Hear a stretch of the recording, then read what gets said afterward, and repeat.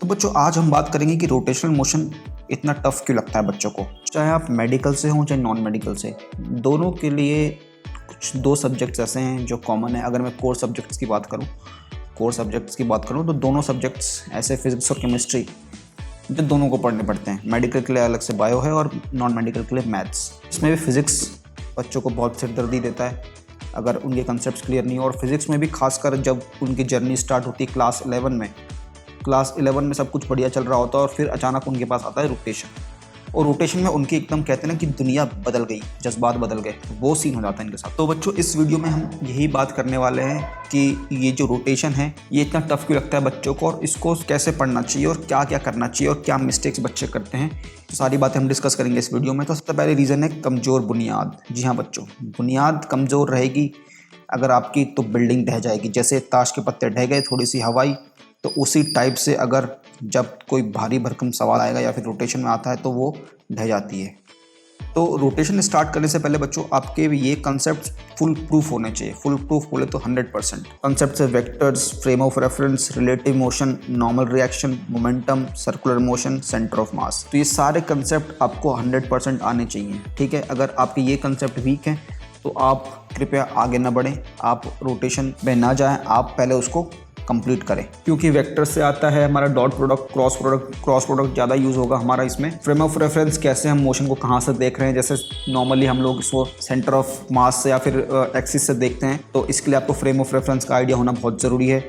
और दूसरा relative motion होता है जो हमारी रोटेटिंग बॉडी होती है। मोस्ट ऑफ द टाइम अगर हम टायर की बात करें तो टायर और ग्राउंड के बीच में रिलेटिव मोशन होता है, उसको हमको एनालाइज करना आना चाहिए। नॉर्मल रिएक्शन ऑफ फ्रिक्शन, ये किस तरफ लगेंगे, इनका क्या रिएक्शन होगा रोटेशन में, कैसे कैसे कहाँ पर लगेंगे। मोमेंटम, इसमें अभी तक हमने लीनियर मोमेंटम पढ़ा था, अब रोटेशन में एंगुलर मोमेंटम आ जाएगा, तो मोमेंटम का कंसेप्ट आपका फुल प्रूफ होना चाहिए। सर्कुलर मोशन इसको आपको इसलिए आना चाहिए क्योंकि ये बुनियाद है, ये मेजर कह सकते हो कि बिल्डिंग ब्लॉक है सर्कुलर मोशन। क्योंकि हमने ऑलरेडी देख लिया है कि बॉडी कैसे एक सर्कल में घूमती है, उसकी क्या क्या चीज़ें, क्या क्या वेरिएबल्स हैं। अब आपको उन्हीं को कैरी फॉरवर्ड करते हुए रोटेशन को समझना है, तो इसलिए आपका सर्कुलर मोशन तो बहुत ही अच्छा होना चाहिए। इसके बाद आता है सेंटर ऑफ मास। पढ़ाया गया था, इसलिए पढ़ाया गया था क्योंकि आप एनालाइज कर पाओ कि जब अगर बॉडी का सेंटर है, इस पे फोर्स नहीं लग रहा है, इधर उधर कहीं लग रहा है, तो उसका क्या इफेक्ट होगा बॉडी के ऊपर। ठीक है, और डिफरेंट फोर्सेस लग रहे हैं तो उस केस में सेंटर ऑफ मास कैसे बिहेव करेगा। तो ये सारी चीज़ें हैं, तो ये सारे कंसेप्ट आपको अच्छी तरह से आने चाहिए। तो अगला आता है बच्चों की सोचने का नजरिया। जी हाँ बच्चों, सोचने का नजरिया, आप कैसे सोचते हो, कैसे एनालाइज कर रहे हो। और ट्रांसलेशन का ही आप अगर इंट्यूशन लेके चल रहे हो, वैसे ही सोच रहे हो, तो यहाँ पे गड़बड़ हो सकती है, क्योंकि रोटेशन और ट्रांसलेशन का इंट्यूशन अलग अलग है। कैसे अलग है, चलो देखते हैं। अब ट्रांसलेशन में क्या हो रहा है कि एक डॉग रन कर रहा है, तो आप देखोगे कि एक पोजीशन से दूसरी पोजीशन पे कुछ टाइम बाद आपको दिखेगा कि हाँ इसमें मूवमेंट हुई। लेकिन वहीं रोटेशन में आप देखो व्हील रोटेट कर रही है। सपोज हमने व्हील में ये पॉइंट मार्क कर दिया, अब आप कुछ टाइम बाद देखोगे कि घूम के ये पॉइंट वापस इसी पोजीशन पे आ जाएगा। तो रोटेशन की जो फील है थोड़ी डिफरेंट है, तो आपको इसको एनालाइज कैसे करना है वो भी डिफरेंट है। तो अगर आप यही इंट्यूशन लेके चल रहे हो कि भाई डॉग यहाँ से यहाँ मूव करेगा, तो हाँ इतनी डिस्टेंस बाय टाइम मैं निकाल लूँगा इस चीज़ से, इसको आप अगर कैरी फॉरवर्ड करके रोटेशन में लगाना चाहते हो तो वो गड़बड़ हो जाती है। बच्चों आपको साइंस हो या फिर लाइफ हो, नज़रिया तो ब्रॉड करना पड़ेगा। अगर ब्रॉड नज़रिया नहीं है तब दिक्कत हो सकती है। तो इसको नज़रिया ब्रॉड रखना है और नया नज़रिया डेवलप करना है रोटेशन के लिए, क्योंकि रोटेशन में हो रही है डिफरेंट चीज़ें और इसकी फील है डिफरेंट। ठीक है, तो आप इतना समझ लो कि रोटेशन की फील है डिफरेंट, इसको डिफरेंटली फील करना है। ठीक है बच्चों।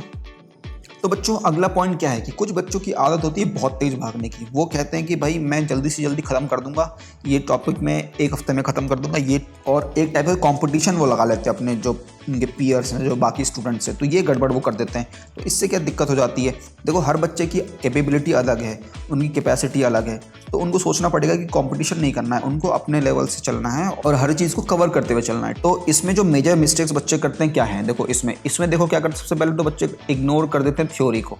जो थ्योरी पार्ट है उस पर तो बिल्कुल फोकस नहीं करते, वो सोचते हैं ये तो बस ऐसा ही है, इसको क्या ज़रूरत है, मैं डायरेक्ट फार्मूला देख लेता हूँ और फार्मूला बेस्ड क्वेश्चन निकाल लेता हूँ, फार्मूला से तो सारा चीज़ होगा, फार्मूला याद कर लूँगा तो मेरा काम बन जाएगा। ठीक है, तो ये गलत अप्रोच है। इसके बाद दूसरी सबसे बड़ी मिस्टेक क्या करते हैं, वो डेरिवेशंस जो दी होती हैं, चाहे एनसीईआरटी में दी हो चाहे कोई भी रेफरेंस बुक में दी हो, वो डेरिवेशन से भी भागते हैं। डेरिवेशन को तो बिल्कुल अवॉइड कर देते हैं आजकल के बच्चे, डेरिवेशन को तो 100% अवॉइड करने लग गए हैं। तो ये भी एक गलत अप्रोच है। और दूसरी बात क्या है कि जो न्यूमेरिकल डायरेक्टली न्यूमेरिकल में पहुंच गए, क्योंकि उनको लगता है कि भाई जितना न्यूमेरिकल करोगे उतना ही फ़ायदा होगा, जितना न्यूमेरिकल करेंगे उतना ही बेनिफिट होगा। लेकिन ये गलत अप्रोच है। तो सही अप्रोच क्या है बच्चों? ये गलत अप्रोच क्यों है? क्योंकि देखो, अगर आप ये चीज़ें थ्योरी और डेरिवेशंस आप नहीं करोगे, अगर थ्योरी और डेरिवेशंस नहीं करोगे तो आपके जो नज़रिया है ना वो डेवलप कभी नहीं होगा। क्या चीज़ें हो रही है, नज़रिया क्यों डेवलप नहीं होगा?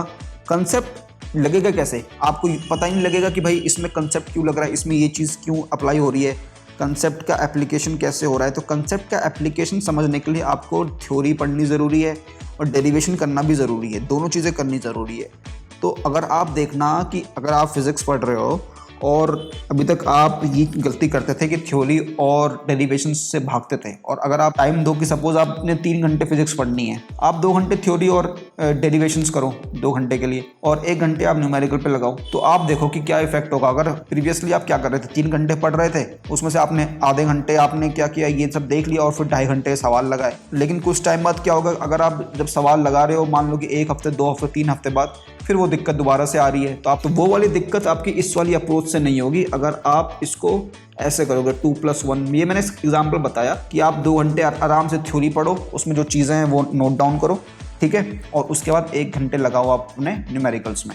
इस टाइप से करना है। तो थ्योरी और जो डेरिवेशंस हैं इसको बिल्कुल भी इग्नोर नहीं करना है, ये बहुत इंपॉर्टेंट है आपका नज़रिया डेवलप करने के लिए। तो बच्चों इसको आपको बिल्कुल भी इग्नोर नहीं करना है। तो बच्चों अब देखते हैं कि इफेक्टिव मेथड क्या है, क्या स्टेप्स हमको लेने चाहिए अगर हमको रोटेशनल मोशन अच्छी तरह से पढ़ना है।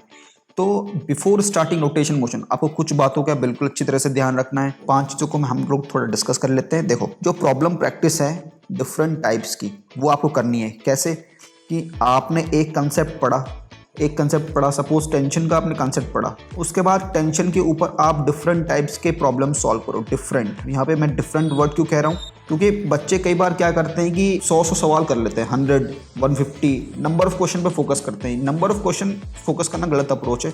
आपको क्वालिटी पे अप्रोच करना है बच्चों, quality and variation, different concept कहाँ पे यूज हो रहे हैं आपको उस पर अप्रोच करना है। आप डिफरेंट कंसेप्ट, डिफरेंट क्वालिटी के, डिफरेंट वैरायटी के 10 सवाल ही कर रहे हो तो वो काफ़ी है। एज़ कम्पेयर टू अगर आप एक ही टाइप के अगर 100 सवाल लगा रहे हो और दिन भर बैठ के आप किसी के सवाल लगा रहे हो तो ये गलत अप्रोच है, ठीक है। ये तो हो गया हमारा फर्स्ट पॉइंट। दूसरा पॉइंट क्या है कि हमको कंसेप्चुअल नोट्स बनाने हैं। हाँ बच्चों, आपको अपने खुद के नोट्स बनाने बहुत ज़रूरी है। ओन नोट्स, अपने नोट्स बनाने बहुत ज़रूरी है, और उसमें भी खासकर कंसेप्चुअल नोट्स। कंसेप्चुअल नोट से मतलब क्या है कि कहाँ पे क्या कंसेप्ट लग रहा है। जैसे मैं अगर एक बात करूँ कंसेप्चुअल की, अगर फ्रिक्शन लग रहा है 2 बॉडी के बीच में तो ये किस तरफ लगेगा, ये रिलेटिव मोशन को रोकेगा। काइनेटिक फ्रिक्शन होगा तो किस तरफ लगेगा, स्टैटिक फ्रिक्शन होगा तो किस तरफ लगेगा, ठीक है। स्टैटिक फ्रिक्शन की वैल्यू किस रेंज में वेरी करेगी, ठीक है, और स्टैटिक फ्रिक्शन की लिमिटिंग वैल्यू क्या होगी और क्यों होगी। तो ये मैंने आपको एग्जांपल बताया। तो ये छोटे छोटे कंसेप्ट है, छोटे छोटे पॉइंट्स हैं जो आपको नोट डाउन करके चलना है और अपने नोट्स बनाने हैं। अगर आप अपने नोट्स बनाओगे तभी आप सक्सेसफुल हो पाओगे, क्योंकि रिवाइज करने में ईजी रहता है अपने नोट्स से। अगला पॉइंट क्या है बच्चों, बिफोर स्टार्टिंग रोटेशन मोशन आपको एक चीज़ का सबसे ज़्यादा ध्यान के रखना है कि सारे कंसेप्ट आपको रिवाइज करने हैं। जो हमने 7 कंसेप्ट, 7 टॉपिक डिस्कस किए थे इस वीडियो के स्टार्टिंग में, वो सारे आपको अच्छे से स्टडी करने हैं, ठीक है। वो 7 कंसेप्ट आप दोबारा देख सकते हो। उसमें वेक्टर्स था, वेक्टर्स में वेक्टर एडिशन, वेक्टर प्रोडक्ट अच्छे से आना चाहिए, ठीक है। उसके बाद आपका रिलेटिव मोशन था, NLM था, फ्रिक्शन था। तो ऐसे हमारे 7 अलग अलग कंसेप्ट्स थे जो आपके फुल प्रूफ होने चाहिए। फुल प्रूफ मतलब 100%। कैसा भी भारी भरकम सवाल इस पे आ जाए तो आप इससे घबराओ नहीं, तो आपको वो अप्रोच रखनी है इसमें, ठीक है। तो बच्चों नेक्स्ट पॉइंट क्या दिया हुआ है, नेक्स्ट पॉइंट में दिया हुआ है कि भाई smooth transition from translation to rotation. तो बच्चों स्मूथ ट्रांसलेशन से हमारा मतलब क्या है, यहाँ पर स्मूथ ट्रांसलेशन से मतलब है कि आपने अभी ट्रांसलेशन मोशन खत्म किया है, ट्रांसलेशन का पूरा कंसेप्ट पूरा कवर कर लिया सेंटर ऑफ मास तक। उसके बाद आप आए रोटेशन में। तो सेंटर ऑफ मास में कई सारे टॉपिक्स होते हैं, इजी होते हैं, ठीक है। तो उसमें आप फटाफट करने की कोशिश करते हो और वही अप्रोच आप रोटेशन में भी लगा रहे हो, ठीक है। तो आप क्या करोगे, डायरेक्टली इसमें जाके टॉर्क पढ़ने लग जाओगे, टॉपलिंग पढ़ने लग जाओगे, बड़े बड़े मतलब आप समझोगे कि इनसे ज़्यादा सवाल आ रहे हैं तो मैं डायरेक्ट इन पे ही फोकस करता हूँ। तो ये नहीं करना है, आपको अगेन बेसिक्स पे फोकस करना है और स्टेप बाय स्टेप चलना है। तो स्टेप बाय स्टेप कैसे चलना है, तो इसके लिए हमको क्या है, सिस्टमैटिक अप्रोच करनी है अपनी पढ़ाई में। सिस्टमैटिक अप्रोच क्या करनी है, सिस्टमैटिक अप्रोच क्या कि जैसे आपको मैं बताऊं कि अगर आपको रोटेशन स्टार्ट करना है पढ़ना, तो आपने अभी सर्कुलर मोशन पढ़ा है, सेंटर ऑफ मास पढ़ा है, और जो भी आपने अलग अलग चीज़ें पढ़ी हैं तो उनको मैं कैसे यहाँ पर अप्लाई करूँ ये आपको पता होना चाहिए। अगर मैं सर्कुलर मोशन की बात करूँ तो बॉडी घूम रही है यहाँ पर, इसके एंगुलर बॉडी की एंगुलर वेलोसिटी है, एंगुलर स्पीड है, इसके बाद एंगुलर एक्सेलरेशन भी हो सकती है अगर बॉडी की स्पीड कांस्टेंट नहीं है।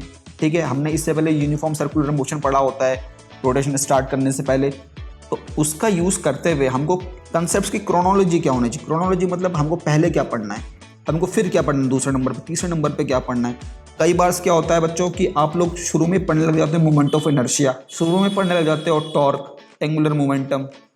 ठीक है, तो इससे क्या है कि नज़रिया डेवलप नहीं हो पाता। हमारा मेन यहाँ पर फोकस क्या है, नज़रिया डेवलप करने का। अगर एक बार आपका नज़रिया डेवलप हो जाएगा, पॉइंट ऑफ व्यू डेवलप हो जाएगा, ठीक है, आपका इंट्यूशन आपको क्लियर हो जाएगा कि कैसे काम हो रहा है रोटेशन मोशन में, फिर आपके लिए रोटेशन मोशन पढ़ना बहुत ही ईजी रहेगा। तो अब आई बात बच्चों की पढ़ना कैसे। देखो, पढ़ना मैंने आपको पहले ही बताया कि कंसेप्ट आपको एक लेना है, उसके बाद उसमें प्रॉब्लम प्रैक्टिस करनी है कंसेप्ट 1, फिर कंसेप्ट 2 में जाना है, फिर उसकी प्रॉब्लम लेनी है।